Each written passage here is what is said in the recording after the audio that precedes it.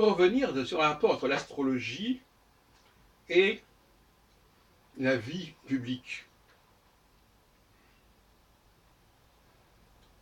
Je voudrais, ça vous paraître un peu insolite, comparer ma carrière à celle de Emmanuel Macron sur le plan astrologique.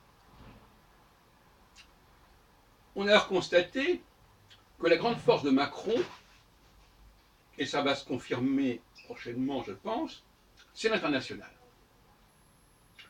Il a su s'imposer sur la scène internationale, beaucoup plus que sur la scène nationale. Eh bien, ça correspond à la phase oméga dans laquelle nous nous trouvons actuellement, une phase où l'on dépasse les frontières, en quelque sorte. On sort du noyau local, national. En 1974, 75, 76 et après, lorsque j'ai émergé vraiment dans le milieu astrologique en tant que leader, quelle a été ma force principale? Ça a été l'international. C'est-à-dire que j'ai fait venir à Paris des astrologues de toutes sortes de pays, alors que Paris était une petite ville provinciale depuis des années, depuis même, je dirais, depuis 20 ans, puisque le dernier congrès international s'était tenu en fin 53, début 54. Donc depuis les années 53-54, il ne s'était rien passé sur le plan international en France et à Paris. Il s'était passé quelques bricoles à Bruxelles, en 65 et 71, je crois. Donc internationalement, Paris était complètement nul. Et d'ailleurs, les Français allaient peu aussi au congrès étranger. Donc la carte internationale m'a servi très rapidement pour m'imposer dans le milieu astrologique face au Centre international d'astrologie qui représentait justement cette tradition française, nationale et assez étroite.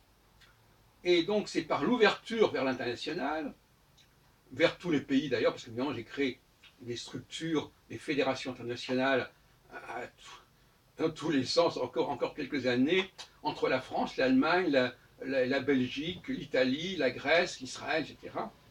Donc la carte internationale a été très importante pour m'imposer dans le milieu astrologique. Et en 2004, lorsque j'ai fait le grand congrès international d'astrologie de 2004, eh bien j'ai célébré avec l'arrivée de Julienne Sturm, Julienne Mulette, avec qui j'avais organisé le congrès de 74.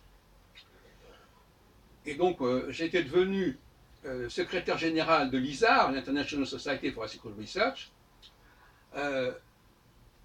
en même temps que j'avais juste après avoir été vice-président du Centre international d'astrologie, le mot international d'astrologie étant évidemment une plaisanterie depuis très longtemps, ne voulant plus rien dire.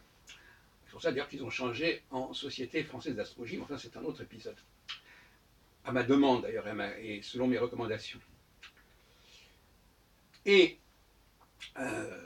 par conséquent, voyez-vous, lorsque l'on est en période oméga, c'est l'international qui compte. Et on voit bien à quel point, puisque les exigences internationales au niveau de l'Union européenne concernant le PIB, etc., imposent la politique économique et sociale de la France à l'intérieur. Et quelque part, ce sont les Français qui vont être sacrifiés par certains côtés pour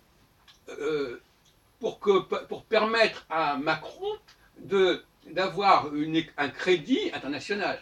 Et dire, voilà, voyez-vous, je dirige ce pays et je le conforme aux exigences internationales, notamment au niveau de l'Union européenne.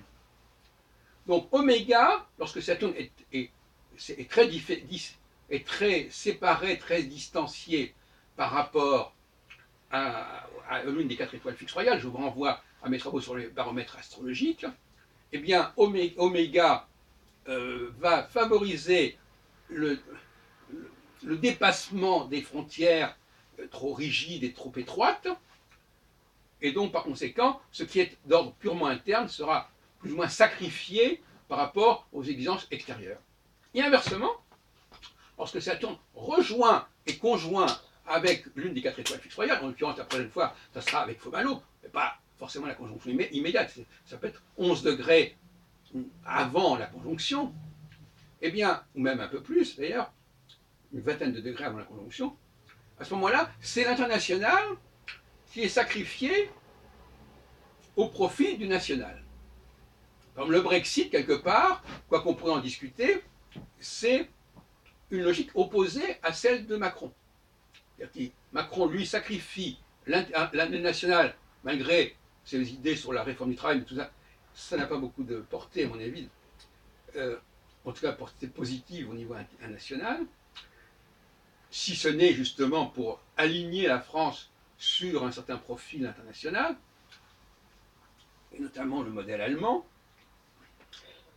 Eh bien, inversement, lorsque l'on est en phase alpha, eh bien, ce sont les intérêts nationaux qui vont empiéter sur les intérêts internationaux. Au fond, pour dire la vérité, mon astrologie mondiale, elle se réduit à cette dialectique, et je crois que c'est très suffisant, et que c'est pas la peine de rajouter toutes sortes de trucs là. Voyez-vous, moi j'aime bien manger des choses simples, et pas des trucs où on rajoute des ingrédients, des assaisonnements, et on rajoute ceci et là. Quand un produit est valable, il se suffit à lui-même, et c'est pas la peine de rajouter.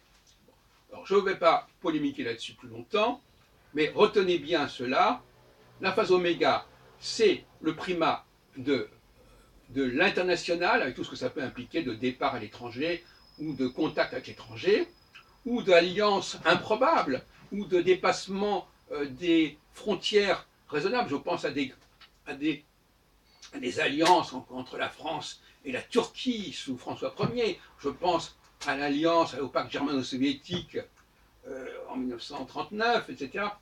Des choses comme ça qui font que ça surprend par les connexions, les contacts qui sont ainsi mis en œuvre. Donc, et inversement, phase alpha va créer une sorte de volonté d'isolement et de retrait qui va également surprendre, mais en sens inverse. Parce que tout d'un coup, on se dit, mais pourquoi cette frontière qui avait été levée, cette ouverture qui avait été acceptée, pourquoi tout d'un coup, il y a une espèce de repli sur soi? Voilà ce que je voulais vous dire, j'espère que ça, c'est bien compris.